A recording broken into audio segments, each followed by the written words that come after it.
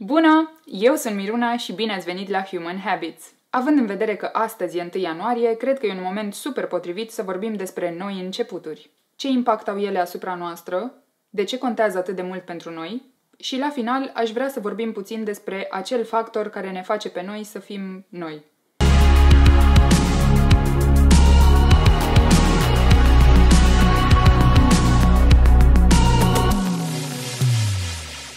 Tuturor ne plac noile începuturi și chestia asta se poate observa cel mai bine atunci când suntem puși față în față cu un an nou. Pentru că asta ne dă șansa să analizăm realizările și eșecurile pe care le-am avut în anul anterior.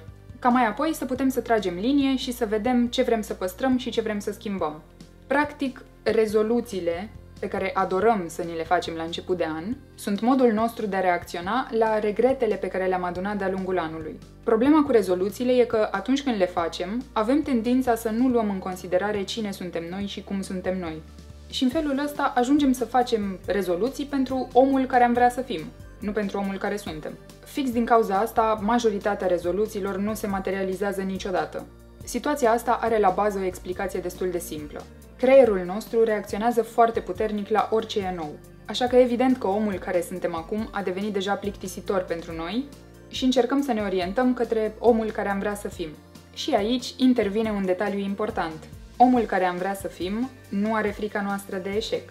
Nu se teme că o să fie judecat de cei din jur, nu e leneș, nu procrastinează, nu are probleme cu familia, nu ar sta niciodată într-o relație disfuncțională, nu mănâncă compulsiv ca să uite de probleme, e mereu punctual, activ și productiv în fiecare zi. Doar că oricât de mult ne-am dorit ca omul care suntem să dispară, el rămâne oricum cu noi. Luna ianuarie trece, entuziasmul nostru scade și înainte să ne dăm seama, ne reîntoarcem ușor la omul care suntem și îl lăsăm la o parte pe omul care am vrea să fim, până anul viitor.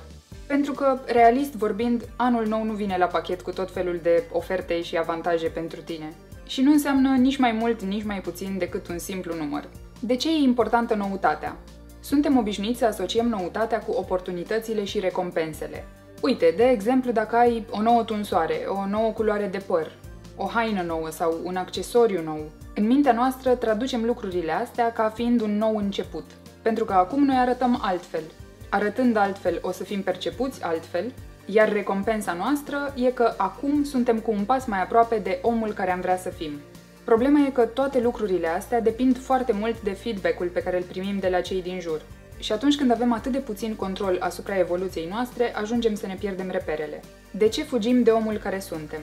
Pentru că omul care suntem a reușit să adune într-un singur an prea multe lucruri pe care am vrea să le schimbăm la el.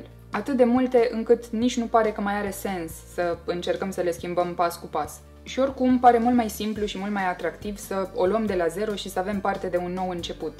Doar că în realitate, din momentul în care ne naștem, practic nu o mai luăm niciodată de la zero. Pentru că orice decidem să facem o să fie influențat într-un fel sau altul de ceea ce suntem noi. Când vezi lucrurile din perspectiva asta, poate să ți se pară că e foarte greu să schimbi cu adevărat ceva la tine. Și nu ești departe de adevăr. Pentru că chiar e greu să schimbi lucruri la tine. Și e nevoie de foarte mult timp și de foarte multă înțelegere. Dar faptul că un proces e lung și greu nu îl face în niciun caz imposibil. Singurul lucru care te descurajează e faptul că mereu căutăm scurtături și rețete rapide care să ne ducă din punctul A în punctul B în 2 săptămâni.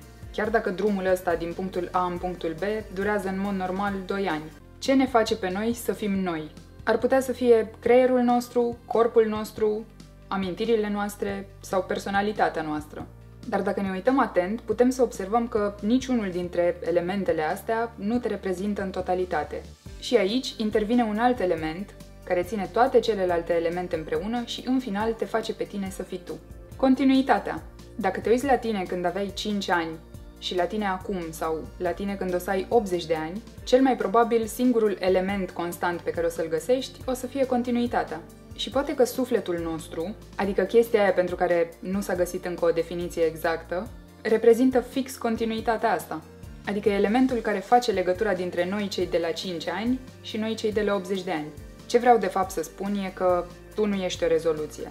Nu ești definit de alegerile pe care le-ai făcut sau de șansele pe care le-ai ratat.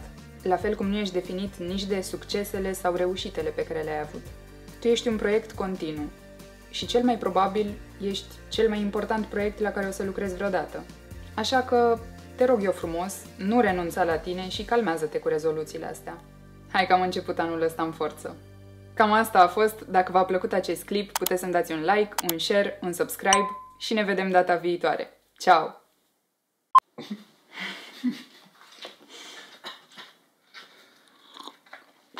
Loco. Sips coffee in Spanish. Ți-a plăcut? Ți-a plăcut, Ciuciu? Ți-a plăcut? Da. Sigur că ți-a plăcut. Sunt modul nostru de a reacționa la